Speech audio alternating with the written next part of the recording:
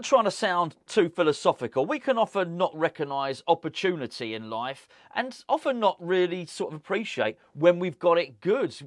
Your peak, as you may well know, some of you, like myself, can often pass you by without you really realising it, and then it's gone.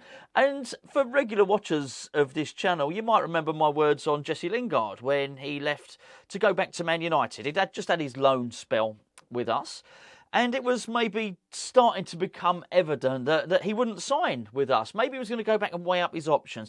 He was going to give it a little bit of time, try and prove himself to Ole Gunnar Solskjaer, and then if things didn't work out, he might chuck us a bone, he might come back to West Ham.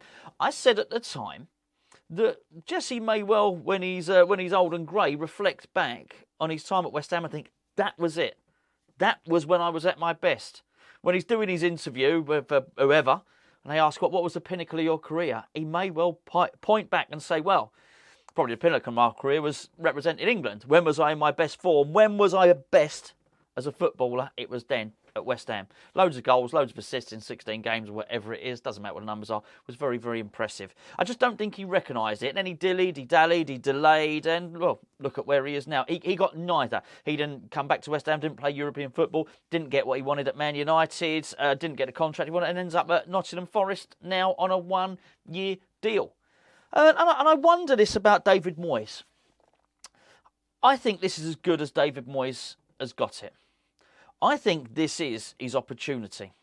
Now, I know that sounds foolish, bearing in mind he's worked at a big club before, Everton, a really, really big club, and he's worked for an even bigger club in Manchester United. Maybe it's easy to think, actually, that was when I had it best. But I would disagree with that. I don't think that's when he had it best. I think that's when he had opportunity, but he didn't have it best. It was always going to be a poison chalice to follow Manchester United, to follow Alex Ferguson. And let's be fair, they're still trying to get it right now. Maybe for a little bit, Jose Mourinho managed it. He won the Europa League or whatever it was. Was it just called the UEFA Cup back then? Don't know. He had a little, and he won a cup, didn't he? But that's about it. That's as good as it got.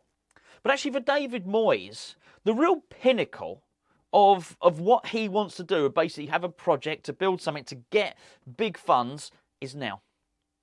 This will be it. When he looks back, it may well be that this was the opportunity at West Ham.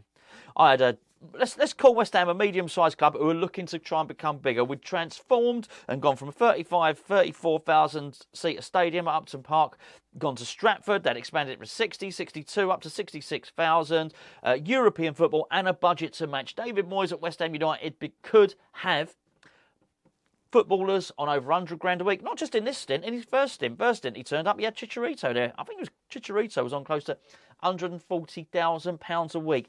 He's got a budget at West Ham he could only have dreamt of at Everton. And then you get to this particular transfer window, and he's spent, as I mentioned in yesterday's video, £180 million, which is the third highest in world football. The third highest. And with that in mind, I did wonder about the dynamic. And when I say the dynamic, how does that make the owners feel? How does that make the owners assess David Moyes, and what pressure does that put on him?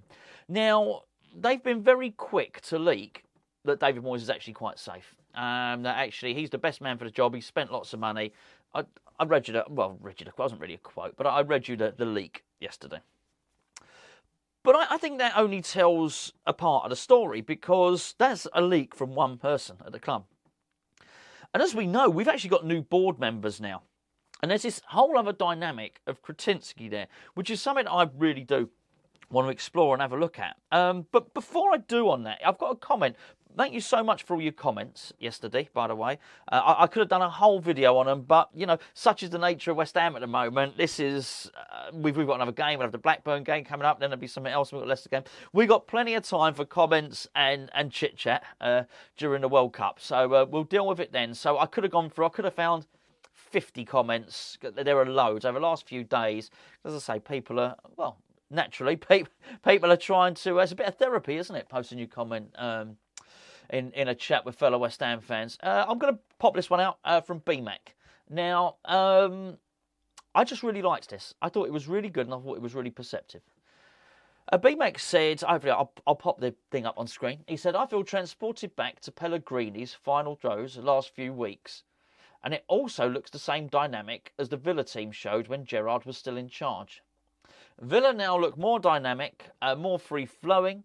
They look like they're actually enjoying the game. We look like a side that's depressed, devoid of energy and ideas, and sapped of any confidence or motivation. I mean, that's really good. But as I say, I'm not saying that's the only good post there, but it's right.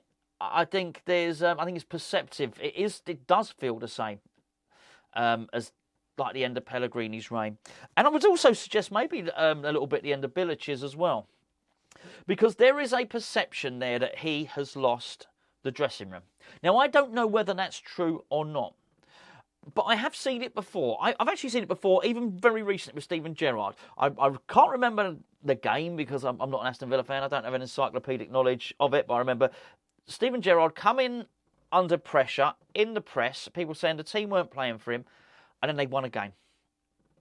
And the press were then saying, probably talk, I say the press, it was probably Talk Sport or something like that. They basically said, there you go, there's an example. He's not lost a dressing room, the team played for him yesterday. You don't play like that if you've lost a dressing room. That's the phrase that's trotted out. So often this can buck the trend. I mean, you go back to Bilic, it was a case of, you know, you'd lose a couple. But basically, he had 3 games left, and then he'd win a game every now and again. He'd have 3 games left again.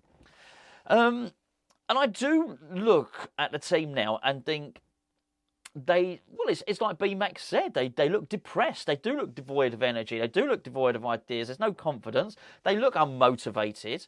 In tomorrow's video, we'll be dealing with Gianluca Scamacca, sort of from an individual standpoint, because this evening over on Patreon, it'll be basically Hamalytics are discussing him. So we will get the full analysis of exactly what's been happening there and finding out if his game's changed and all that sort of thing. But he is one example of a player that was, when he first arrived, was making darting runs and stopped. And I think it's stopped because he doesn't look like he's about to get the ball. Anyway, we'll deal with that later. So basically, a lot of players have stopped running and moving. There's no pass and move because I don't think they've got any confidence in one another or themselves. Now, does that play into the manager? Is that the fault of the manager? Is that because the manager is not motivating them? I don't know. But I'll tell you one thing. If I was an owner, I would be asking that question. And here's where I think the dynamic has massively changed, and I do believe it is Kretinsky. So we've already seen the leaks come out in the last day or two. And the leaks in the last day or two are very much that David Moyes is our man. David Moyes has had money to spend. But there's also something that's changed, just a little subtle change in the narrative. Only less than a week ago, I can't remember, I did a video less than a week ago. Have a look, it's on this channel. Vlasic is in the title. I'll put Vlasic in the title because it was part of the news on the day. And the reason that was pertinent at the time was that, he's gone to Torino. Torino might want to activate the buyout clause early. And the reason that might be of interest to West Ham and David Moyes was that was very much a narrative coming out of the club, was that David Moyes would get any money from the Vlasic deal which would be added to the money that he had to spend in January.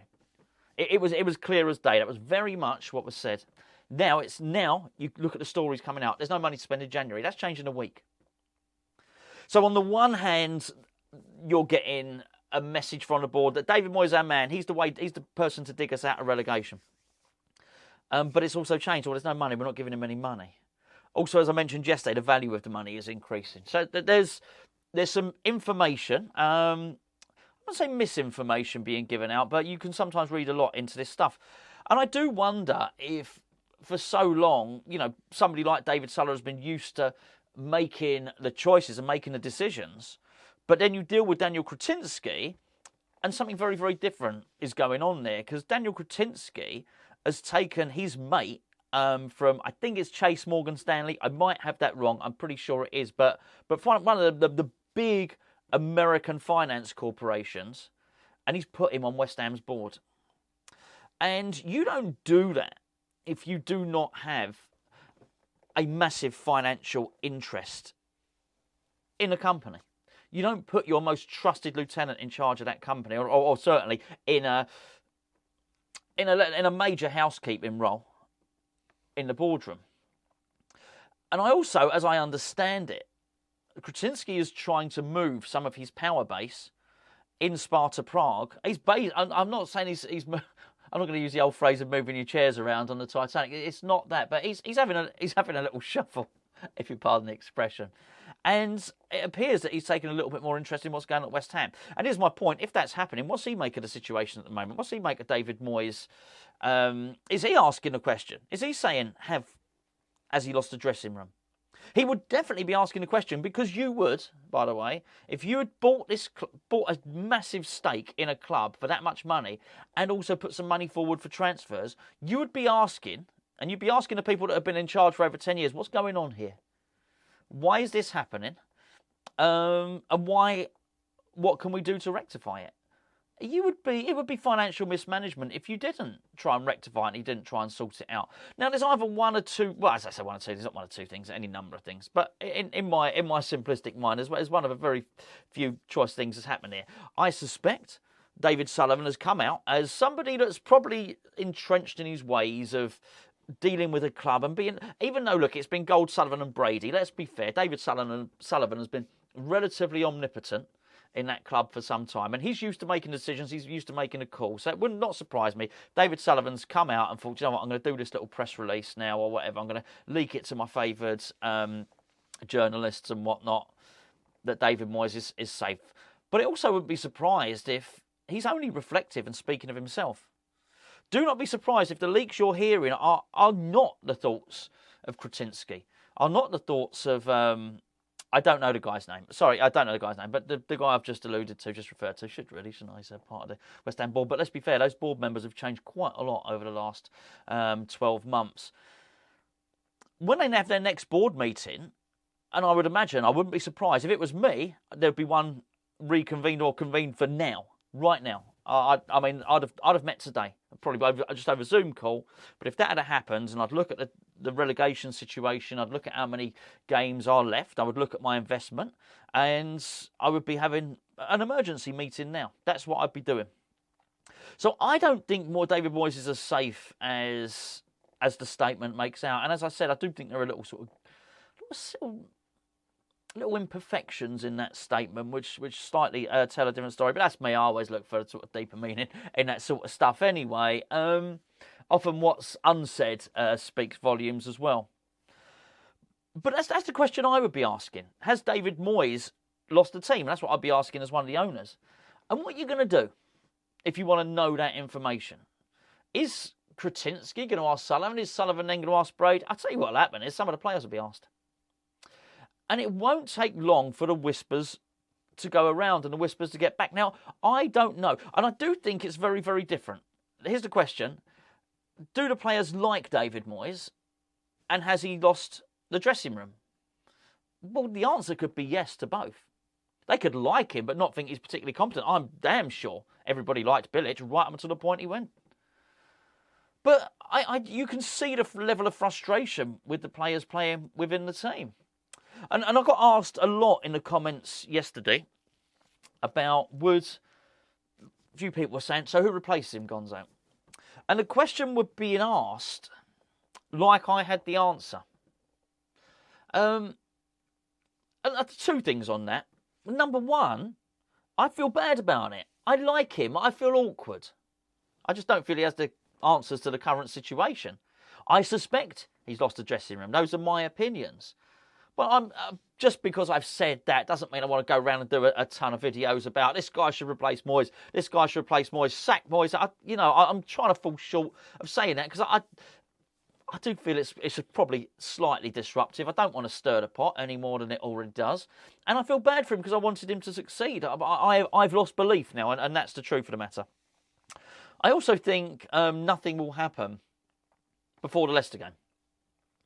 So with that in mind, I don't think there's an awful lot of purpose to sort of trying to second guess who the board might choose as a replacement. I will say this though.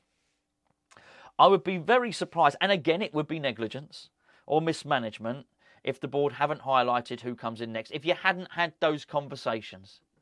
It might not be the most honest thing in the world, but it's the way football operates, because if you don't do with that, then somebody else, like Southampton, make their decision, sack their manager, and they come and snap up the guy that maybe you wanted. And I also feel uncomfortable talking about David Moyes as almost like a dead man walking. Yes, he's definitely going to lose his job. I would hope he doesn't.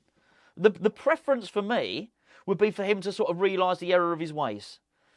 And I understand Aletma doesn't change his spots and all the rest of it. The preference for me would be for him to put some confidence and put some motivation back in those players, for Benrahma to look like he's been made to feel important, for Scamacca to look like he's been supported and has a strike partner, for us to be able to attack better, for us to not look so vulnerable, for us to look like the shackles have been off and the handcuffs are off and that David Moyes is saying, you lot go and attack. That would be my preference. It would be my preference for us not to go and play a team, and when we face a team, almost any team, my preference is that we wouldn't look petrified. Actually, we'd look confident. Goes back to what BMAC said. Confidence, motivation, ideas, energy. For us to see all that stuff. And that David Moyes would go in and he'd turn it round and he'd, as I meant, if you've seen the preview, hopefully you've gone and seen that. If not, go and check it out. Myself and Gio did a little preview on the Blackburn game. He almost used that as a training exercise, gets their confidence up, and we go out there and we smash Leicester. And then David Moyes comes out with a messaging. This is how we're going to go. I'm going to tweak it up. I'm going to spend the World Cup really sort of tweaking the system here at West Ham. We're going to really go for the jugular. We're going to be playing some attacking football. I'm going to really get the best out of Paqueta. I'm going to get the best out of Scamacca and so on and so on. We're going to go into the transfer window. And even if there's a couple of loans, I don't care. Just be nice to hear it. Do you know what I mean? We're going to go for it. That would be my preference. I don't believe that. I've got to be honest. And the one thing that I do think at the moment, despite everything coming out, I think he is under pressure from the board. Are the board calling him in for meetings? I don't know, but I would. I would be saying to him at the moment, what's gone on there? Because he would be in the Zoom call. When I said, if you did like an emergency meeting, he'd have to be in it. But what's gone on here? Why can't you seem to get a tune out of these new players that you bought? Why are people looking disinterested? What's happening here? These are all things that need to be answered. Why is the uptake on tickets not as great? Why are people not spend as much in the club? So all these things will be a knock-on effect of what's been going on at the moment, because obviously the last 2 seasons we've had a feel-good factor, which is not there. It's not there with the team, it's not there with the fans, and I would imagine it's not there with the board either. Big questions to answer, actually. I'll be very surprised if I had a meeting. And the results of that meeting, we may well never know.